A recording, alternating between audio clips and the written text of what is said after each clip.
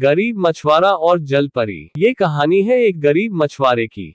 वो बहुत गरीब रहता है।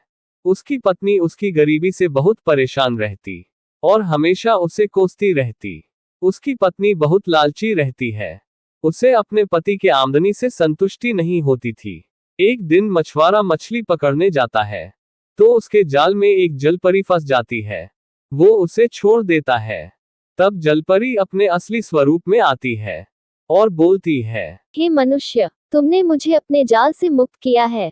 मैं एक जलपरी हूँ। बोलो तुम्हें क्या चाहिए, मैं तुम्हारी इच्छा पूरी कर सकती हूँ। नहीं देवी, मैं जो भी करना चाहता हूँ अपने मेहनत से करना चाहता हूँ। बस अपना आशीर्वाद दीजिए। इतना कह के मछुआरा घर चला जाता है और अपनी पत्नी को सारी बात बताता है। तब उसकी पत्नी बोलती है, हे भगवान, हाय रे मेरी फूटी किस्मत, कितना मूर्ख पति मिला है। अरे तुम पगला गए हो का?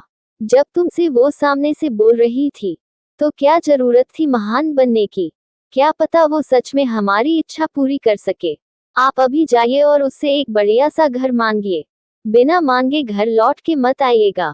इतना सुनने के बाद मछुआरा जलपरी के पास वापस जाता है और बोलता है, देखो, मेरी पत्नी ने मुझे भेजा है।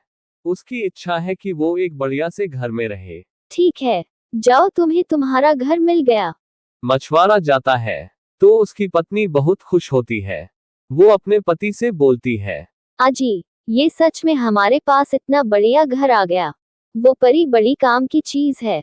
आप उसके पास वापस जाइए और बोलिए, मेरी पत्नी को ढेर सारा धन और नौकर चाकर चाहिए।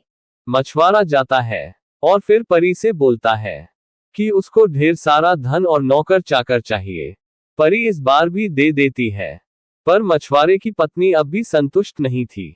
वो फिर से परी के पास जाने को बोलती है और कहती है कि आप उससे कहिए कि मेरी पत्नी अपने लिए एक महल मांग रही है।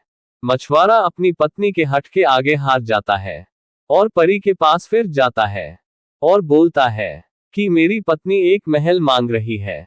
इस पे जलपरी बहुत गुस्सा हो जाती है और बोलती है, तुम्हारी पत्नी बहुत लालची और असंतुष्ट है। जाओ, अब मैंने तुम्हें जो जो दिया था अब वो सब तुमसे छिन जाएगा। तुम फिर से गरीब हो जाओगे। जब मछुआरा घर जाता है तो देखता है कि सब पहले जैसे हो गया। वो पत्नी को जलपरी की बात बताता है। तब उसकी पत्नी रोने लगती है। सीख, लालच बुरी बला है। इसका उदाहरण आपको इस कहानी से मिल ही गया होगा। ईश्वर ने हमें जो भी दिया है उसी में संतुष्ट रहना चाहिए तथा मेहनत से कर्म करते रहना चाहिए। जो किस्मत में होगा वो जरूर मिल जाएगा।